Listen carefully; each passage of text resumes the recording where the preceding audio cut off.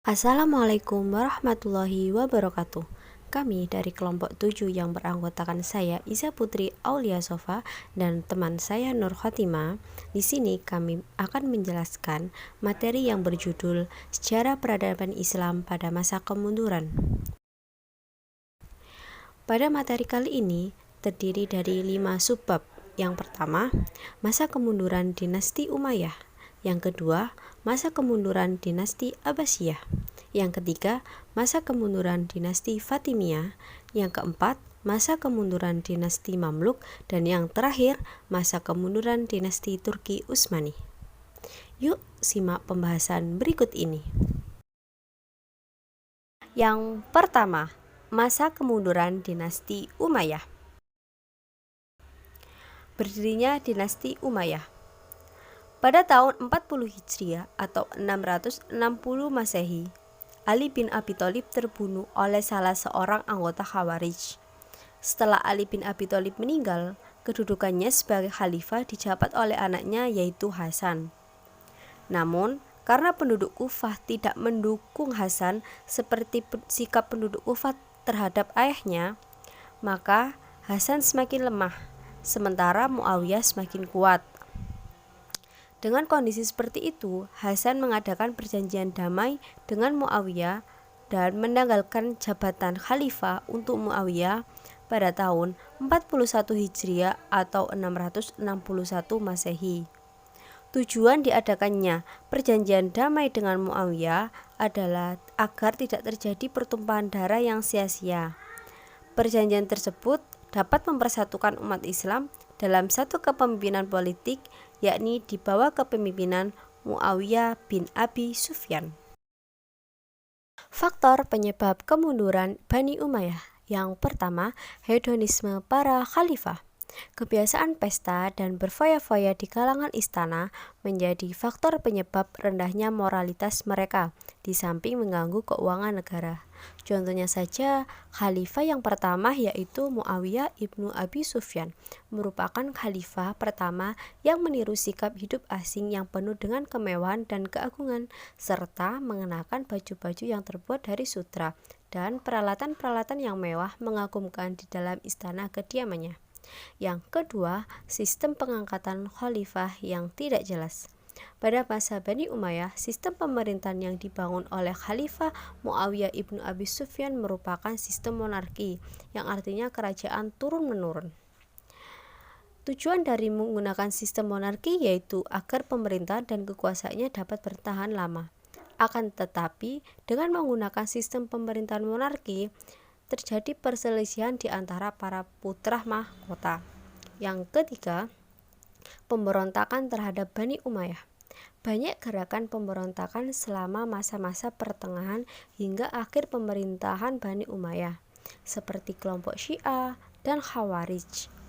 Yang keempat, munculnya dalam sebuah kekuatan yang dipimpin dengan keturunan Abdul Al-Muthalib dan Al-Abbas ibnu. Yang kedua, masa kemunduran dinasti Abbasiyah. Berdirinya dinasti Abbasiyah. Pada saat itu, penguasa Umayyah di Kufah, yaitu Yazid bin Umar bin Hubairah, ditaklukkan oleh Abbasiyah dan diusir ke Wasid. Abdullah bin Ali, salah seorang paman Abul Abbas, diperintahkan untuk mengejar khalifah Umayyah yang terakhir, yaitu Marwan bin Muhammad bersama pasukannya yang melarikan diri, di mana akhirnya mereka dapat dipukul di dataran rendah Sungai Zab. Khalifah itu melarikan diri hingga ke Fustat di Mesir dan akhirnya terbunuh di Busir, wilayah Al-Fayyum, tahun 1320 Hijriah atau 750 Masehi. Dan berdirilah dinasti Abbasiyah yang dipimpin oleh khalifah pertama yaitu Abul Abbas As-Saffah dengan pusat kekuasaannya awalnya di Kufah. Faktor kemunduran dinasti Abbasiyah. Faktor kemunduran dinasti Abbasiyah dibagi menjadi dua, yaitu faktor internal dan faktor eksternal. Untuk faktor internal, yang pertama, ekonomi yang menurun, yang disebabkan oleh makin menyempitnya wilayah kekuasaan, banyaknya terjadi kerusuhan yang mengganggu perekonomian rakyat, diperingannya pajak, dan banyak dinasti-dinasti kecil yang memerdekakan diri dan tidak lagi membayar upeti. sedangkan pengeluaran membengkak antara lain disebabkan oleh kehidupan para khalifah dan pejabat semakin mewah. Jenis pengeluaran makin beragam dan para pejabat melakukan korupsi. Untuk yang kedua, konflik keagamaan. Konflik keagamaan ini antara aliran Mu'tazilah dan Asy'ariyah, serta antara aliran Syiah dan Ahlus Sunnah. Aliran Mu'tazilah dan Asy'ariyah adalah dua aliran dalam ilmu kalam yang pernah terlibat pertentangan sengit di masa dinasti Abbasiyah. Untuk yang ketiga, hidup mewah di kalangan khalifah. Perkembangan peradaban dan kebudayaan serta kemajuan besar yang dicapai dinasti Abbasiyah pada periode pertama telah mendorong para penguasa untuk hidup mewah, bahkan cenderung mencolok sehingga kurang memperhatikan urusan-urusan negara. Setiap khalifah cenderung ingin lebih mewah daripada pendahulunya. Faktor eksternal, yaitu yang pertama, Perang Salib. Perang Salib terjadi mulai tahun 1095 Masehi sampai tahun 1291 Masehi. Perang ini terjadi ketika dinasti Abbasiyah ada di bawah kekuasaan Bani Saljuk. Perang merupakan reaksi orang-orang Kristen terhadap umat Islam karena dianggap mengganggu kepentingan umat Kristen seperti mempersulit peziarah Eropa yang akan melakukan ibadah di Yerusalem. Demikian pula sekembalinya dari ziarah, mereka sering mendapatkan perlakuan yang jelek dari orang-orang Saljuk yang fanatik. Akhirnya, Kaisar Alexius I dan Paus Urbanus II menjalin kerjasama untuk membangkitkan semangat orang-orang Kristen Eropa untuk melawan orang-orang Islam yang kemudian dikenal dengan Perang Salib. Dikatakan Perang Salib karena orang-orang Kristen memakai lambang salib dalam peperangan itu. Walaupun umat Islam berhasil mempertahankan daerah-daerahnya dari tentara salib, namun kerugian yang mereka derita banyak sekali karena peperangan itu terjadi di wilayah umat Islam. Kerugian-kerugian ini mengakibatkan kekuatan politik umat Islam menjadi lemah. Dalam kondisi demikian, mereka bukan menjadi bersatu, tetapi malah terpecah belah. Banyak bani kecil yang memerdekakan diri dari pemerintahan pusat Abbasiyah di Baghdad. Untuk yang kedua, serangan Mongolia terjadi karena Hulagu mengirimkan ultimatum kepada khalifah agar menyerah dan mendesak agar tembok kota sebelah luar diruntuhkan. Akan tetapi khalifah dinasti Abbasiyah mengiraukan ultimatum tersebut dan terjadilah serangan di Mongolia. Yang ketiga, masa kemunduran dinasti Fatimiyah. Berdirinya dinasti Fatimiyah. Dinasti Fatimiyah merupakan satu-satunya dinasti yang menganut aliran Syiah dalam Islam. Dinasti Fatimiyah ini didirikan di Tunisia pada tahun 909 Masehi. Pendiri dari dinasti Fatimiyah adalah Ubaidillah. Dinasti ini diberi nama Fatimiyah karena dibangsakan kepada Fatimah putri Rasulullah SAW, sebab mereka mengaku bahwa mereka masih keturunan Nabi Muhammad SAW melalui Ali dan Fatimah. Dinasti Fatimiyah ini berkuasa mulai dari tahun 909 Masehi hingga tahun 1171 Masehi. Setelah berakhirnya masa pemerintahan Al-Aziz, dinasti Fatimiyah ini mulai mengalami kemunduran. Faktor kemunduran dinasti Fatimiyah. 1. Para penguasa yang terlalu tenggelam dalam kemewahan. Para penguasa tinggal di istana-istana indah di Kairo, dan mereka hanya menikmati berbagai kenikmatan duniawi. Sedangkan mengenai urusan pemerintahan, mereka menyerahkan seluruhnya kepada para Perdana Menteri, sehingga keadaan tersebut dimanfaatkan oleh para Perdana Menteri. 2. Pemaksaan ideologi Syiah kepada masyarakat yang mayoritas adalah Sunni. Seluruh pegawai dan juga para penduduk diwajibkan untuk memeluk madhab Syiah Ismailiyah, dan keputusan hukum juga harus sesuai dengan madhab Syiah. Namun, para penduduk mayoritas adalah bermadhabkan Sunni, sehingga hal tersebut membuat para penduduk menjadi marah. 3. Kondisi Al-Adid yang pada saat itu dalam keadaan sakit dimanfaatkan oleh Nur ad-Din. Saat kondisi khilafah yang sangat lemah, terjadi konflik yang berkepanjangan di antara para pejabat dan militer. Akhirnya, Al-Zafir meminta bantuan kepada Nur ad-Din, yang ternyata pada akhirnya kedatangan Nur ad-Din ini juga untuk menguasai Mesir. Yang keempat, masa kemunduran dinasti Mamluk. Berdirinya dinasti Mamluk. Kata Mamluk memiliki arti budak atau hamba yang dengan sengaja dididik supaya menjadi tentara atau pegawai pemerintah. Sehingga dinasti Mamluk atau Mamali ini merupakan dinasti yang didirikan oleh para budak. Dinasti Mamluk ini dibedakan menjadi dua suku. Suku yang pertama yaitu Mamluk Bahri dari tahun 648 sampai 792 Hijriah atau 1250 sampai 1390 Masehi.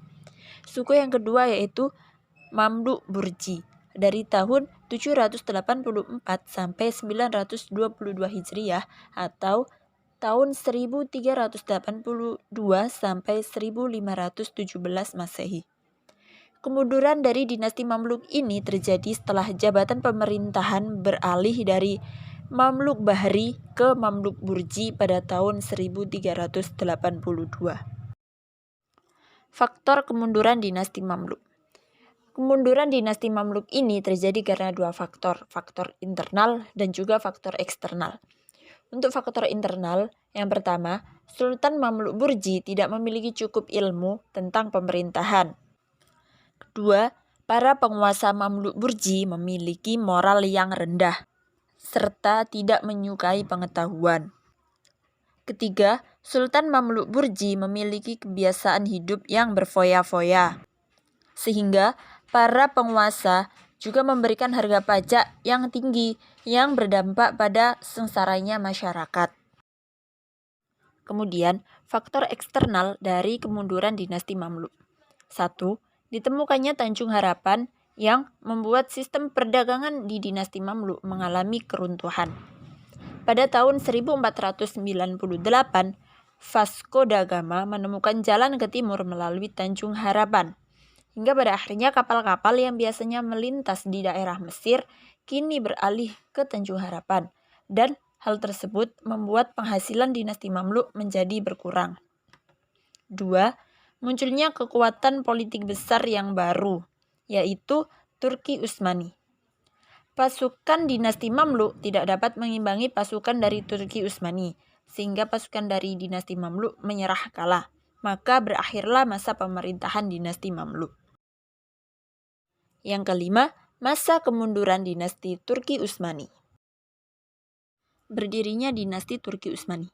Pemerintahan dinasti Turki Utsmani ini secara formal dimulai sejak tahun 932 sampai 1342 Hijriah atau tahun 1517 sampai 1923 Masehi. Pendiri dari dinasti Turki Utsmani adalah Utsman bin Ertugrul. Dinasti Turki Utsmani ini berasal dari suku Kayih Ağuz yang dipimpin oleh Sulaiman Shah. Salah satu sejarah besar yang pernah dilakukan oleh pemerintahan dinasti Turki Utsmani adalah ditaklukkannya Konstantinopel. Kemunduran dinasti Turki Utsmani ini terbagi menjadi dua periode. Periode yang pertama yaitu pada masa pemerintahan Sultan Salim II. Kemudian periode yang kedua yaitu adanya konflik internal yang terjadi yang berakibat pada tidak terkontrolnya wilayah kekuasaan. Faktor kemunduran dinasti Turki Utsmani. 1. Wilayah kekuasaan yang luas. Penguasa Turki Utsmani hanya berambisi mengadakan ekspansi dan terus-menerus mengikuti peperangan dan mengabaikan penataan sistem pemerintahan. Sehingga wilayah-wilayah yang jauh dari pusat mudah untuk direbut oleh musuh dan mudah untuk melepaskan diri. 2. Heterogenitas penduduk. Dengan banyak dan beragamnya penduduk, maka administrasi yang dibutuhkan juga harus memadai dan bisa memenuhi semua kebutuhan hidup mereka. 3. Kelemahan para penguasa. Pada abad ke-17 dan ke-18, Turki Utsmani diperintah oleh sekitar 5 sultan, namun para penguasa tersebut tidak memiliki kepribadian dan kepemimpinan yang kuat, sehingga membuat pemerintahan menjadi kacau dan susah untuk diatasi. 4. Merosotnya ekonomi. Karena peperangan yang terus-menerus terjadi, sehingga biaya pun semakin membengkak, serta belanja negara juga sangat besar. 5. Kekalahan dalam pertempuran. Kemunduran dari Turki Utsmani ini juga ditandai dengan kalahnya pasukan Turki Utsmani dalam pertempuran dengan pasukan Kristen Barat. Dan adanya perjanjian yang mengharuskan Turki Utsmani untuk melepaskan wilayah Hongaria, Transilvania, Albania, Morea, Azov, dan Podolia. 6. Munculnya kekuatan Eropa. Munculnya politik baru di daratan Eropa dapat dianggap sebagai faktor yang dapat mempercepat kemunduran Turki Utsmani. Serta pada masa pemerintahan Turki Utsmani, kaum kolonial berhasil menanamkan pemikiran nasionalisme yang menjadi pemicu hancurnya pemerintahan Islam. Oke, sekian penjelasan dari kelompok 7. Kami berdua pamit undur diri. Apabila ada salah kata, kami mohon maaf sebesar-besarnya. Sekian, wassalamualaikum warahmatullahi wabarakatuh.